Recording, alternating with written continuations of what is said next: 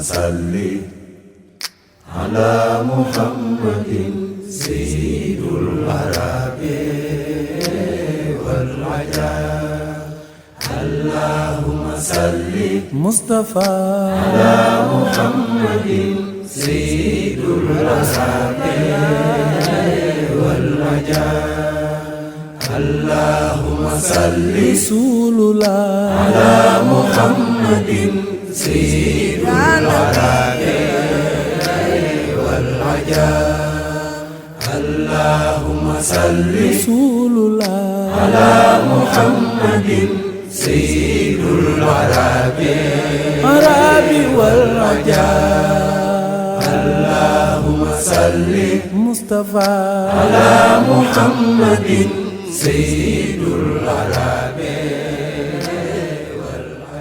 Madame, mademoiselle, monsieur, de nouveau, bonjour. Votre serviteur, devant le mausolée de l'imam Mahdi, alayhi salatu wassalam, a le plaisir de vous revenir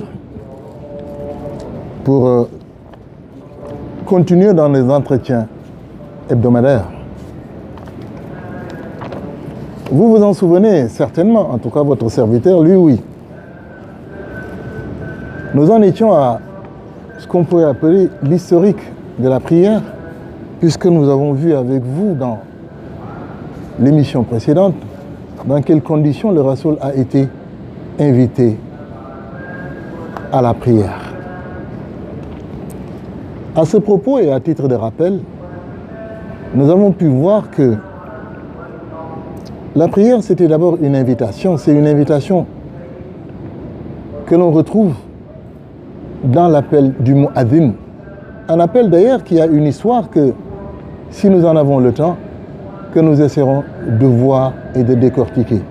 Il est important de s'arrêter là-dessus, parce que justement à Arafat, il n'y a pas deux appels, il n'y a qu'un seul appel. Et c'est une des raisons pour lesquelles votre serviteur parle de la prière d'Arafat ou la prière de la station d'Arafat. Un seul appel. Donc c'est d'abord une invitation à la prière. Mais ensuite, en passant, je vous ai dit les conditions extraordinaires dans lesquelles Gabriel est venu prendre le Rasoul la nuit de l'Ascension. Il faut voir là l'émerveillement. Et dans chaque prière, il y a émerveillement. Et j'ai l'habitude de dire aux amis avec qui j'ai des entretiens tous les week-ends, j'ai l'habitude de leur dire justement que, en exagérant, celui qui considère la prière comme une sorte de routine n'a absolument rien compris. Chaque prière, de chaque moment, de chaque jour est émerveillement. Lorsqu'on ne peut pas s'émerveiller devant le merveilleux, c'est-à-dire devant Allah subhanahu wa ta'ala, sauf l'aide d'Allah, en réalité, on ne prie pas.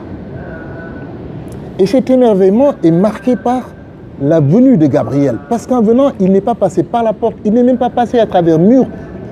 Il va, si vous le permettez, défenestrer le toit. C'est comme si c'était une sorte de mise sous tension du Rasoul sallallahu alayhi wa sallam, exactement comme lorsque la première fois il l'a trouvé dans la montagne appelée justement le mont de la lumière, Jabal Nour, pour lui demander de lire les premiers versets révélés du Coran, Iqra. Vous devez vous rappeler qu'il l'aura, entre guillemets, un tout petit peu martyrisé. Mais c'était une sorte de mise sous tension. C'est un peu la même chose que l'on retrouve ici dans la venue de Gabriel. Il y a une sorte de mise sous tension, je suis tenté de dire sous émerveillement. Parce qu'un des enseignements de la prière, c'est que Laurent, c'est un émerveillé. C'est un émerveillé devant la grandeur de Dieu qu'il prononce d'ailleurs dès le début de la prière, Allahu Akbar. Mais également, la prière, c'est un voyage. C'est un voyage d'entre Adam, pour me résumer, le père de l'humanité, et Abraham, Ibrahim, le père des prophètes et des croyants. Si Adam est appelé Aboul Bachar, le père des humains, Abraham, lui, il est appelé Aboul Mu'minin, le père des croyants. Pour faire donc dans le résumé, il y a comme une sorte de voyage entre l'humain que nous sommes, avec ses qualités, avec ses défauts, et il y a le croyant qui est Abraham. Et pour résumer, je répète, nous aurons certainement l'occasion de faire une émission sur la prière.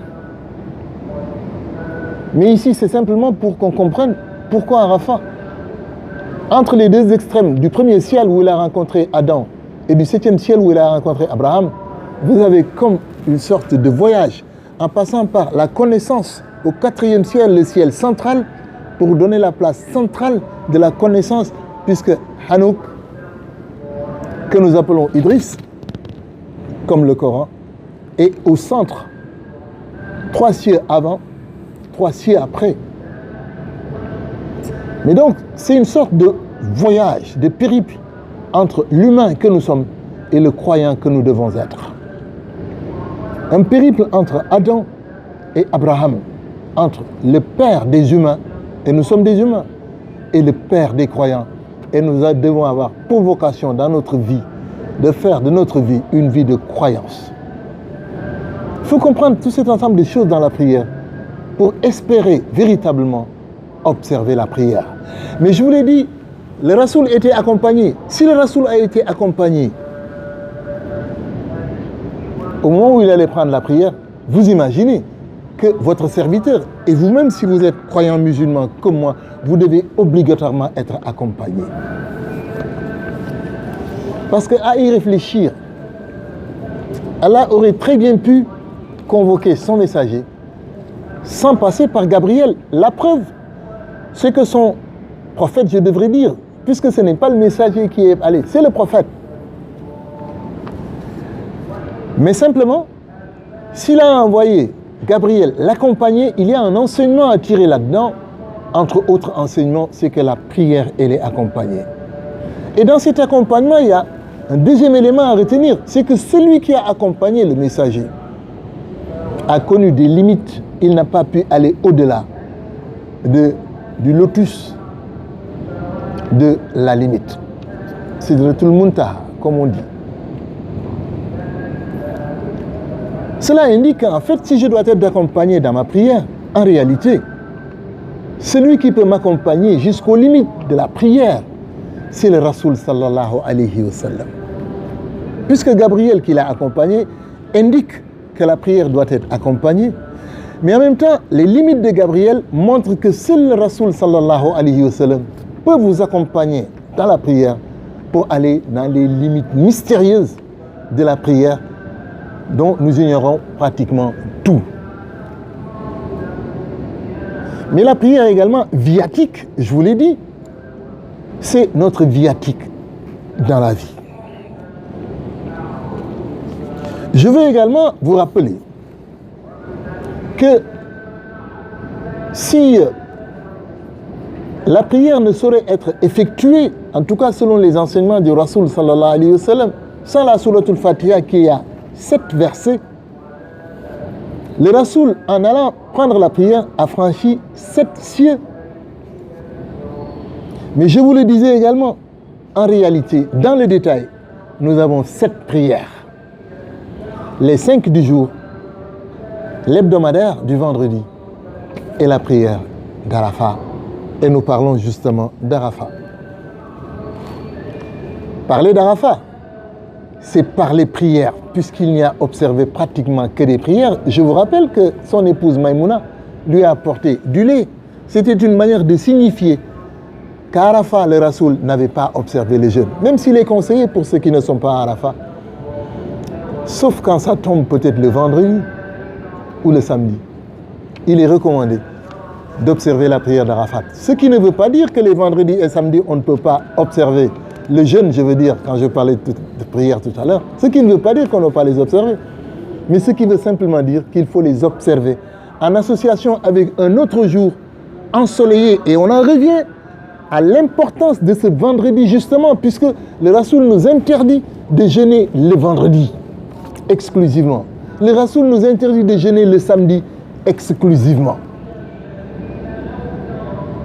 Et dans son exclusion, il n'y a pas le jour d'Arafat. Voilà pourquoi j'ai l'habitude de dire que quand on veut jeûner à Arafat, il n'est peut-être pas mauvais d'associer ce jour de jeûne, lorsque c'est un vendredi, au jour précédent, le jeudi, et lorsque c'est un samedi, au jour suivant, le dimanche, pour éviter justement de jeûner exclusivement le vendredi et le samedi.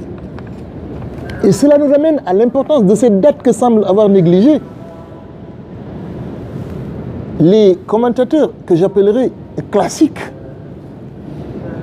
Pour en revenir encore à ce Al-Yawma, c'est ce jour-là que la religion a été parfaite. Qu'est-ce que cela veut dire?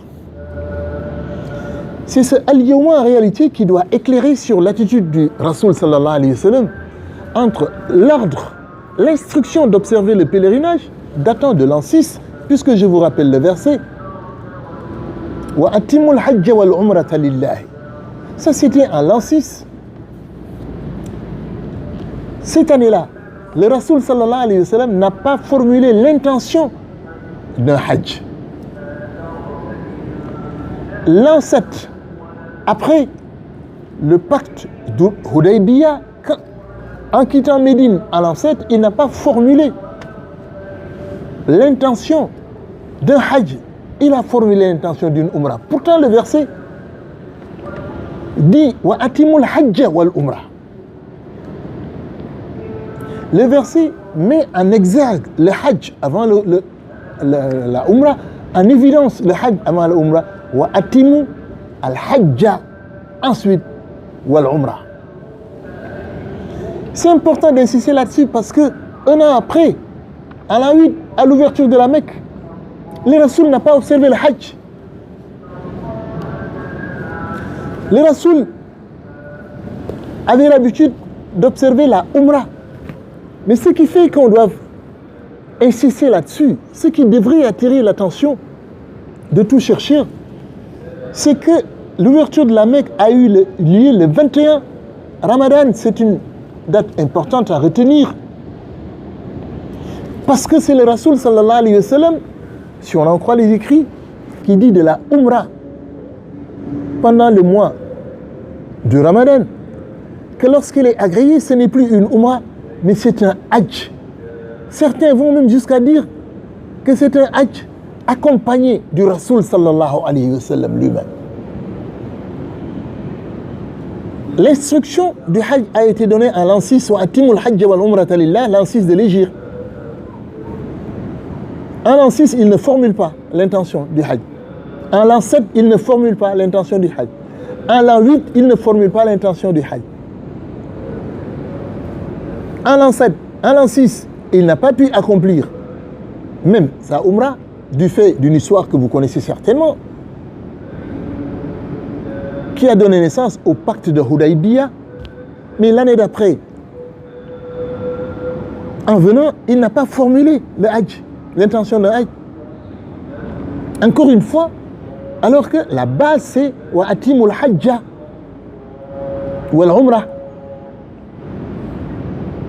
Mais quand lui-même dit une umrah agréée, une umrah du mois de Ramadan agréée correspond à un hajj. C'est d'ailleurs pour ça que dans mon pays ici au Sénégal, quand c'est le mois de Ramadan, les fortunés vont souvent faire leur umrah, qui d'ailleurs passent leur Eid al-Fitr, c'est-à-dire la fête de la Korité, des ruptures du jeûne du mois de Ramadan. Souvent même ils y passent la rupture. Il y en a qui savent, et d'autres qui ne savent pas. Mais ce qu'il faut savoir, c'est parce que justement, il s'appuie sur ce propos du Rasoul qui fait de cette umrah agréée non seulement un hajj, mais chez d'autres encore, mais un hajj agréé, alors que vous êtes accompagné par le Rasoul sallallahu alayhi wa sallam. Alors ce qu'il y a d'extraordinaire, c'est que la Mecque en l'an 8 a été ouverte. La prise de la Mecque a eu lieu en l'an 8, mais le 21 Ramadan, justement, le mois est important. Parce que le Rasoul, chaque année, avait l'habitude d'observer la Umrah. Il a formulé l'intention à l'an 6, il ne l'a pas réalisée. À l'an 7, il a formulé l'intention, il est venu faire, dans le cadre des termes du pacte de Hudaybiya, il est venu observer la Umrah, mais l'année d'après, l'an 8, mais justement, l'ouverture de la Mecque a eu lieu pendant le mois de Ramadan. C'était le lieu. Comme son choix semble avoir été la Umrah, c'était le meilleur mois pour effectuer la Umrah. Et il avait une dizaine de jours, puisque entre le 21, la date d'ouverture, Fath Makkah, c'était le 21 Ramadan. Vous avez le 21, le 22, le 23, le 24, le 25, le 26, le 27, le 28, le 29, 30, vous avez une dizaine de jours. Il n'a pas observé la Umrah. Ce qu'il faut observer, ce qu'il faut remarquer, c'est qu'on a comme l'impression que le Rasoul évite, alors que le Coran l'a instruit, on a comme l'impression qu'il évite le Hajj, ou l'équivalent du Hajj. À l'an 9, mais si on s'en réfère aux chroniques, il ne souffrait d'aucun empêchement, mais le Rasoul a envoyé Abu Bakr as-Siddiq. Non mais en l'an 8 déjà, il a laissé Muaz ibn Jabal donner les enseignements du Hajj, du rite du Hajj, au gouverneur qu'il a nommé de la Mecque, Atab, et a demandé à Atab de présider au Hajj. En l'an 9, c'est Abu Bakr qui l'envoie comme chef de délégation. Et s'il peut y avoir des doutes en ce qui concerne l'an 8, avec Atab, le gouverneur de la Mecque, avec Abu Bakr, il n'y a pas de doute parce que c'est le Coran qui vient nous apporter justement des éléments de consolidation. Donc déjà, en l'an 8, la communauté a observé le Hajj, le Rasoul non. En l'an 9, Abu Bakr, chef de délégation, a observé avec les pèlerins musulmans le Hajj, le Rasoul pas encore. Pour éclairer le Al-Yawma dont parle Allah subhanahu wa ta'ala. Puisqu'en l'an 9, aucun empêchement, mais il envoie Abu Bakr. Mais maintenant, le Coran vient appuyer, vient étayer, quand Allah révèle les 30 premiers versets de Surah Tawbah, le repentir ou le désaveu, il demande à ce que justement, que le Rasoul demande à un membre de la famille de lire justement ces 30 premiers versets, et c'est dans ces conditions qu'Abu Bakr a rejoint la délégation. Quand Abu Bakr a demandé à Ali ibn Abi Talib, qui a rejoint la délégation, s'il était venu pour commander ou pour être commandé, Ali lui a répondu qu'il était venu pour être commandé, mais que le Rasoul avait donné comme instruction à Arafat. Et donc, comme le Hajj, Al-Hajj ou Arafat, on ne peut pas parler ici de Umrah.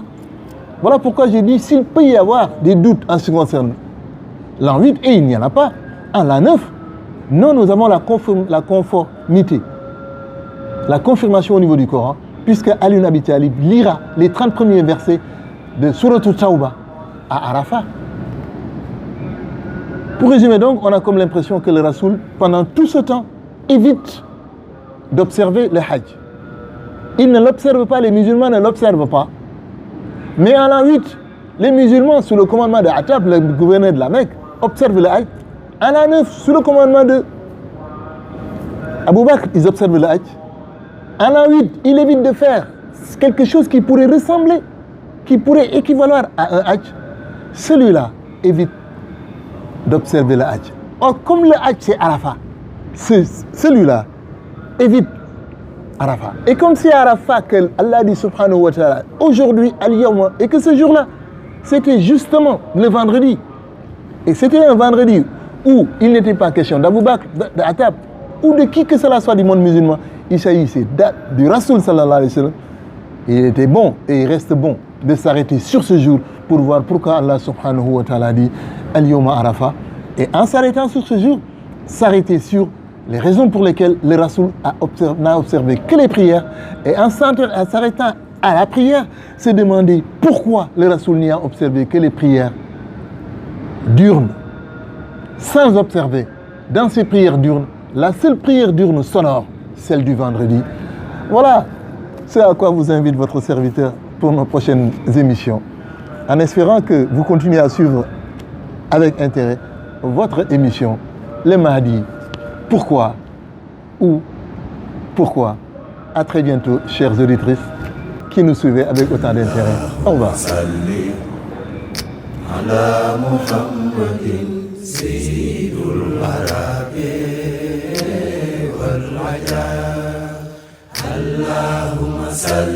Mustafa على محمد سيد العرب والعجاب اللهم صل Rasulullah على محمد سيد العرب والعجاب اللهم صل Rasulullah على محمد سيد العرب Arabi wal Ajab اللهم صل Mustafa على محمد سيد العرب والعجاب